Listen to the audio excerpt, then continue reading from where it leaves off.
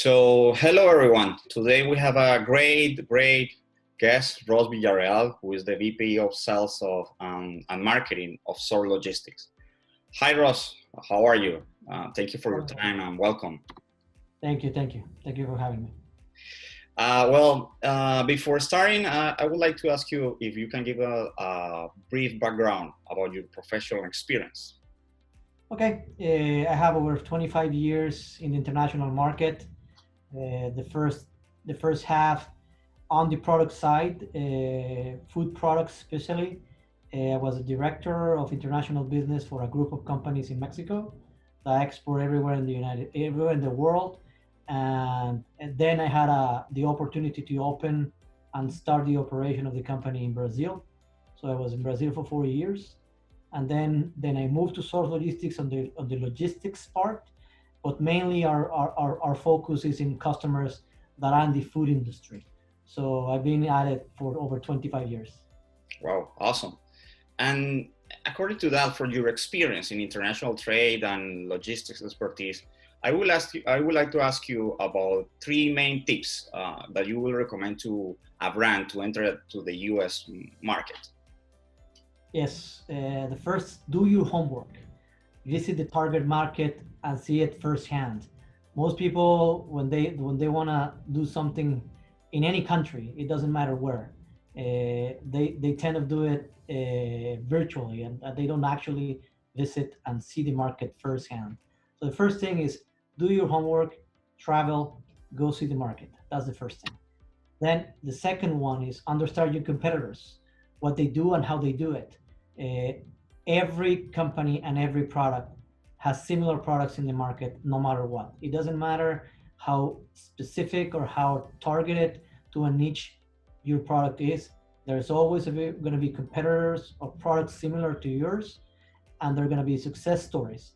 So it's always good to understand who does what and how they do it and how they got successful at it. And by visiting the market, you get a pretty good idea of how your competitors work. And the third, and I recommend this to every single company. I talk to companies all the time that want to bring their products into the United States. Small and large companies, you won't believe the amount of very large companies that invoice in the billions of dollars in their country of origin that they do not export in the United States or export very little. So know your reference pricing, understand the cost structure, what's involved in the process of selling your products in the United States. If either broker, distributors, wholesalers, if it's a specialty product, through which channel, and understand the supply chain, which right now makes difference between making money and losing money. Right. And actually, about talking about the distribution channels, how important do you think that they are in the position of a foreign brand in the United States, talking about distributors, wholesalers, brokers, retailers? Very important, but you need to understand which parties add value to the supply chain. A lot of them that stay in the middle, and I'm going to give you an example. Back in the late 90s, and I'm going to talk about products coming from Latin America specifically. You used to see very few products, very ethnic products in an aisle, in a market, and a small part of the aisle was Hispanic product, but most of them very ethnic or very well-known products. Okay, those companies were brought into the United States either by somebody buying them abroad and bringing them to the United States, or by companies exporting the product into the United States to a distributor. That came with an actual cost. So when it comes to distribution, those distributors added cost to the supply chain, because you could have, for example, a broker who was charging you a sales commission for doing the sales. Then that broker was dealing with a wholesaler who sold your product directly to the supermarkets. And this wholesaler was getting their product to a distributor who was buying it at local level, who probably bought it from an import-export company that bought it anywhere else. So you're adding a cost for every single step on the supply chain. And at the end of the day, if you do not know what I talked before, the reference pricing. You may think you're competitive, but if you add all this to the supply chain, you end up realizing that you're going to lose money instead of making money. So you need to make sure that those players within the distribution chain are adding value and not taking away profit. Yeah, right. Well, and talking about that, you know that one of the most relevant variables for international brands is to have a competitive prices. How can a brand be cost efficient in international and local logistics to compete in the marketplace? Talking about the efficiency and the logistic that you mentioned. Again, you need to understand how the whole chain works. So from the reference price, let's say we're talking about a drink, something that competes within the same scope of product as Coca-Cola. Mm-hmm. So Coca-Cola, it's so a specific price point, and that's how people are buying that.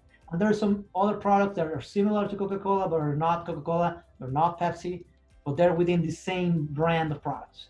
So you need to understand what's the selling point at the final consumer level. So the people that are actually going to buy it to drink it, how much they're paying for it. Mm-hmm. From there, you start building back. You start, okay, how much the store is going to make, and the store will make a markup. So the store is going to say, okay, I'm charging 25%, 15%, 20% over what I'm buying the product to be able to continue doing the distribution of your product within my own stores. Then you start adding whoever is behind that, let's say a broker. So the broker is charging you between 3 or 5% of sales commission of getting the product to. And then you got the wholesaler, and then you got the distributor, which will add 15 to 30% each. So at the end of the day, you need to understand how much it will cost you to get the product across the border, DDP, delivery duty paid. So whoever is getting that product at the border can add all those costs up. And distributor is adding costs because he has a logistics, he has a warehouse, he has to move the product from point A to point B, same as the wholesaler, and at the end the store that has to put the product in the shelves. So by understanding that and by removing any inefficiencies that do not add value to the chain, you'll be able to be more competitive. But you need to understand all that process. And most people don't understand it because they never done business. And a lot of companies that come in from Latin America, even from Europe, they see a completely different way of doing things. And they believe that because they're successful, where they're coming from, they're going to be able to do the same here. And most of the time, that's not the case. That's true. And actually, we have to evaluate all the corners of the business in order to understand and could advance in this situation. And as you said, to get a good forecast what we can reach about it. But let's change move a little bit different about more than the digital markets and social media. If we are working or talking about the food and beverage companies that want to introduce their brands to this market, do you think that the social media channels are effective for those companies? When they are dedicated to the retail and food service channels? Yes, they are. You actually need to take them into account seriously now. But you need to understand, and this is very important, you need to understand your target market. Let's say we have a customer that's coming from Guatemala, which is part of Nestle.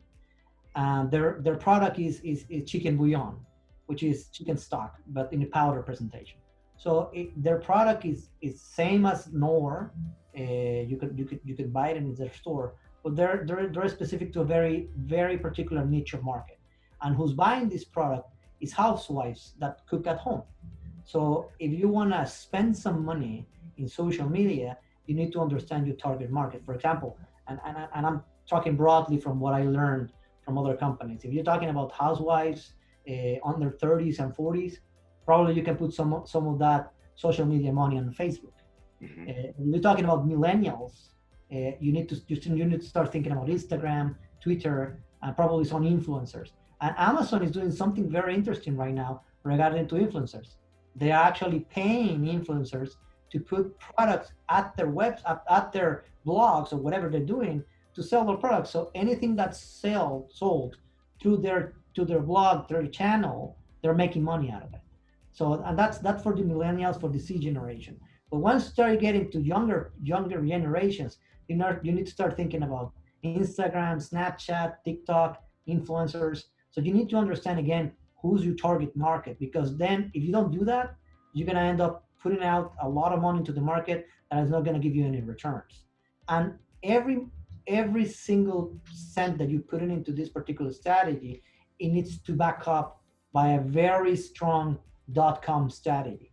You need to have branding directly on the web. So when somebody buys or finds you through Facebook, finds you to Amazon, finds you to there's a presence of the company on a .com level. So if you are XY company and you're having you're spending money on pay by clicks on Facebook, people need to be able to find your product not only on Amazon or Walmart.com, but directly on your webpage, because you need to build your brand.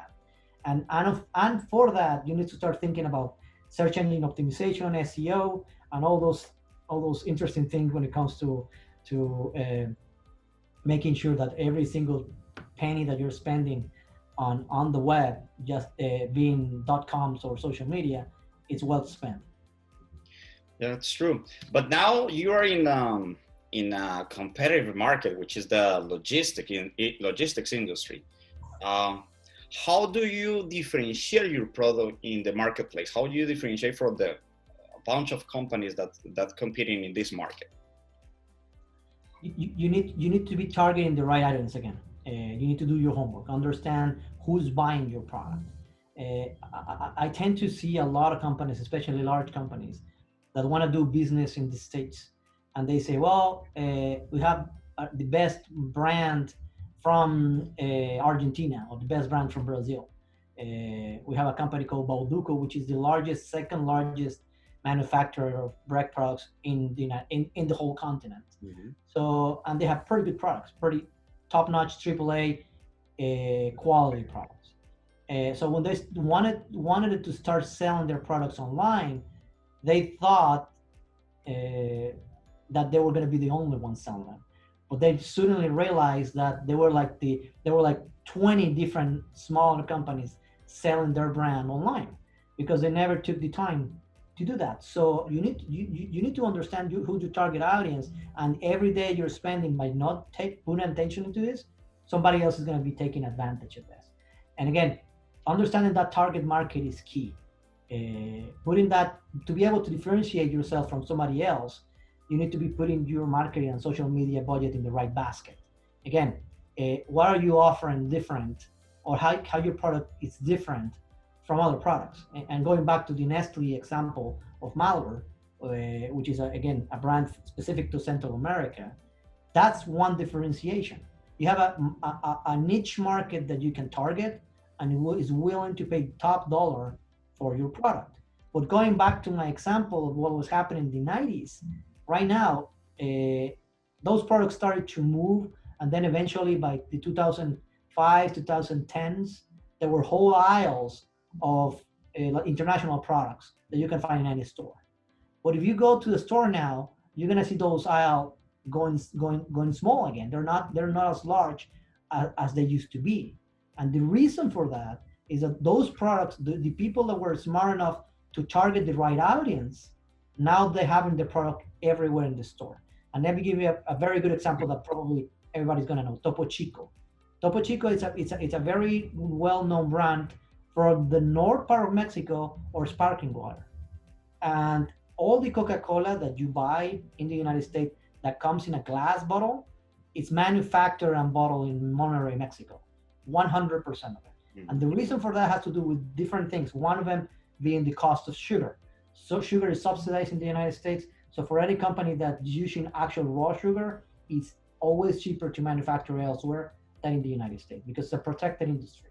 There's a lot of politics around it, but that's how it is. So that's why companies like Coca-Cola, like a lot of the candy companies, are manufacturing their product outside of U.S. soil. But when these products come back, produced. It's a different story. But again, the example that I was given on this particular type of product. So you need to understand which particular basket you put in your money into to be able to be successful in this particular differentiation. So when these products move from the aisle, the small aisle, to the main market, to the aisles that these products are being bought on instead of the ethnic part, that's when you're being successful. For example, again, going to Topo Chico, it used to be sold in the aisles of Latin American products. But right now, they're next to the Perriers, the Pellegrinos, all the other sparkling water. So that's a success story of a product that created a demand within the main market, and now it's everywhere. And another reason is because Coca-Cola bought the rights to the brand, but at the end of the day, that's how it normally goes. And the other thing, and this is very important, is do not overspend in logistic cost. You have to maximize your budget. You need to understand who does what. For example, in our company, we try to do that. Most companies want to go directly to the store, and there's a way to do that if you're willing to spend the money. Hmm. Most companies will say, you know what, I don't want to do this because this thing's too expensive. Well, yeah, it's expensive because you're doing it to a logistics company. But if at the end of the day, the people buying the product are paying that premium by the distributors and different channels that you have to go through to get to the final consumer. So yes, you're paying more, but you're actually invoicing more. So at the end of the day, net, you're gonna make money instead of lose money. Yes, you spend more, but you're gonna be able to sell at a premium price, and you're gonna be able to pay those additional costs with the additional price that you're selling directly to the store instead of going through those channels. And actually providing a good service, because most of those stores are asking for a good service and a premium service, and you're providing a good customer service to those stores that at the end are your customers. Now, obviously you are looking the final customer, but this is the platform to get those. But it's very interesting, because every time many people ask me about digital marketing. Nowadays, that this is the vehicle that more used to communicate and influence the customer's decisions. But when we are talking about B2B, and this relationship between the logistics or the companies that want to position their brand, and the channels are not the final customer, are the different distribution channels like distributors or retailers.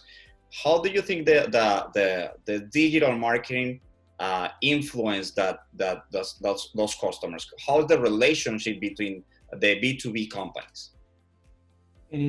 That's key right now, especially after the pandemic, where we all went home and started buying online. For example, from everybody that's from Texas, we have HEB, and a lot more people are used to buying now, not before the pandemic, but buying now all their groceries online and then just go to the store and pick it up. Now you see those guys with the little carts picking up orders all day long because people just don't want to go to the store anymore. And that, in a way, it's a new market that was just created. But going back, and that's business to customer on a supermarket level. Mm-hmm. But when it comes to logistics, we used to be a company focused only on big box distribution. So we were selling our services for customers that needed to keep their inventory here in the United States, that were selling to Walmart, that were selling to HEB, to the value channel like Costco and Sam's, to the pharmacies like CVS and Walgreens, the value channel like 99 cents, or the convenience channel like Kmart, Circle K and 7-Eleven and all those guys. So you need to understand that is big box distribution. Now people are buying your product, even water, through the internet. So for a company like us, you need to have the tools, and this is very important, to be able to do both services. And now I'm going to move to what is the Walmart.coms of the world and the Amazons.com of the world. If you're going to have a partner that's going to do logistics for you in the United States, you need to have a partner that understands both business, the business to business side of business and the business to customer side of the business. And that needs to be able to deliver with the compliance that you will have, for example, for Amazon. If you're selling a product that sells bulk directly to Walmart, and now you want to sell your product through Amazon or through Walmart.com, whoever is buying the product is not buying a box, is not buying a pallet of your product, is buying a couple of units of it. So to be able to do that, you need to have the infrastructure to be able to communicate electronically with Amazon and their WMS system via, and I'm going to talk about some acronyms. The WMS is a warehouse management system. Via EDI, which is electronic data interchange, to be able to create the ASNs, which are the advanced shipping notices, to be able to ship the orders to the customer. And that everything has to work in advance, that it's instantaneous. So if you're at Amazon.com and you're gonna buy the same product that you're buying on Walmart directly at the store, you need to have the capabilities as a logistics supplier to be able to comply with all the little steps that you need to take. So whoever bought this in Boise, Idaho, gets their product in their house. So that's very important. You need to have not only the systems, the software to do that, but the physical infrastructure to do it. If you go to, you see those distribution centers online, like the ones that have Amazon, for example, which are very modern, a lot of robots around. When in reality, most fulfillment centers are very specialized, and they're not as advanced as, of course, as the Amazons of the world. But at the end of the day, you need to have that infrastructure to be able to service that market. And no company is going to spend money on having a distribution service and a fulfillment center of their own. You need to hire that service from somebody else that has economies of scale to be able to get the discounts you need to send the product via even USPS. But you need to have those discounts if you wanna save money when you ship either FedEx, UPS, DHL, or whoever. So again, answering your question, you need to have a company that has the infrastructure both in software and in hardware to be able to comply with all the requirements that the .com industry has now to be able to sell. And again, going back to my original comment, supported by a very strong .com presence. So just because you're on Amazon, just because you're in Walmart.com, doesn't mean that you need to forget about your own presence as a company in the web. You need to make sure that you have a balance, so people are able to buy the product through those channels and also through your own web store. So that's one thing that I always tell my customers: make sure that you are taking care of those 3 steps, because if you don't, you're gonna miss out on opportunities of branding your product. Great. Finally, if you have to give the best advice to the company that come from Latin America, and you are talking about with the leader, the marketer in that company, what is the best advice that you will give him to persuade the customers in US? Okay, the first one and the one I talked about already is understand the target audience and the target market. You need to understand who's your audience and who's your market.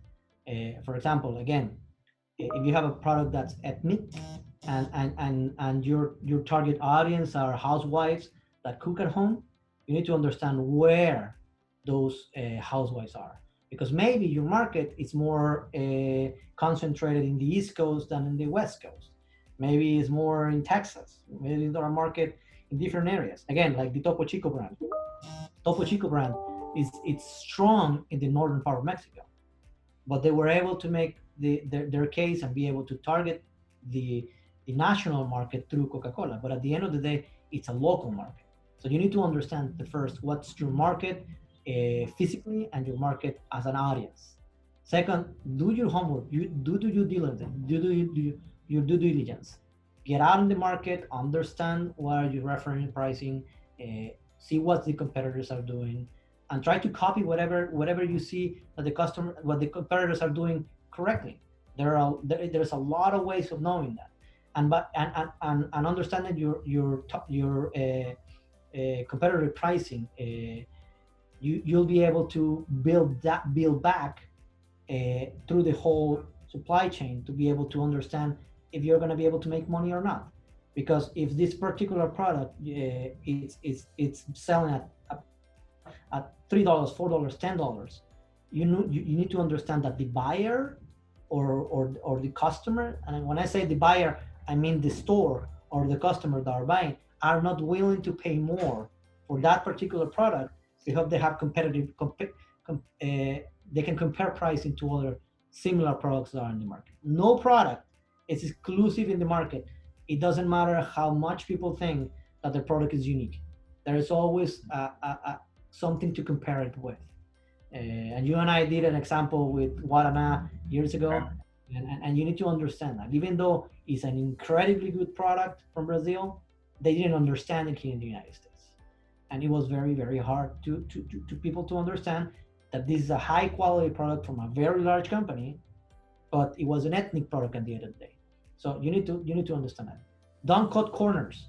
If you that's another advice. If you're gonna do something, do it right. Don't try it, and this is for every Latin American business owner and executive out there that is hearing this talk. We don't do this. I'm from Mexico. I've been here in the States for 10 years. The way things are done here in the States is different of how we do it in our countries.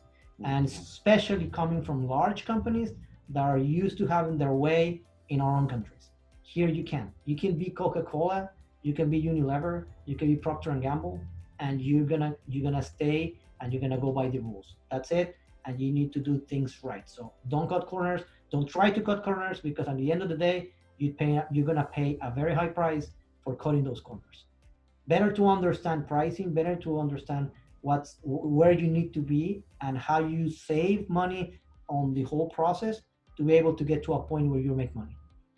And a very important thing this is a saying that I love about that I love here in the United States is, if you want a professional opinion, ask a professional. Spend the money.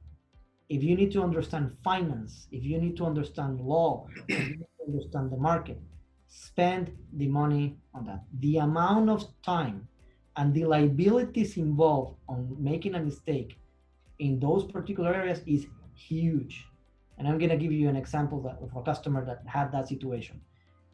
They thought that because their product was sold in Europe, they cover every corner on the nutritional fact sheet on the product. So they assumed they were going to be able to send the product to the United States, no problem. And at the end of the day, they realized that they were using a color that wasn't approved by the FDA. Mm-hmm. So they sent several containers to the port, and they had to return them back because they couldn't.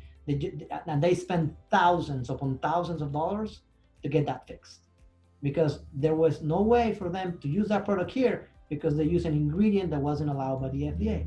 And the reason they didn't do that is because they didn't want to spend $1,000 on an expert to tell them that this product was correct or not. $1,000 cost them 100 times more because they didn't spend the money. Because we normally think, no, I'm not going to spend $1,000. Why? It's a lot of money. I know this. I know my business. So again, if you want a professional opinion, ask a professional. That's one of the advices I always give to any customer or any prospect that wants to come and do business here. That's true. And actually, I want to take these words because that's you have to follow the process. You have to go step by step and know the distribution channel and know all the details around your brand before to do something, before any action, marketing action or branding action. So you are totally right. And well, Ross, it was a pleasure to having you here, and thank you for sharing this interesting point of view. And once again, thank you, and I hope to get you in another occasion. My pleasure. Nice seeing you.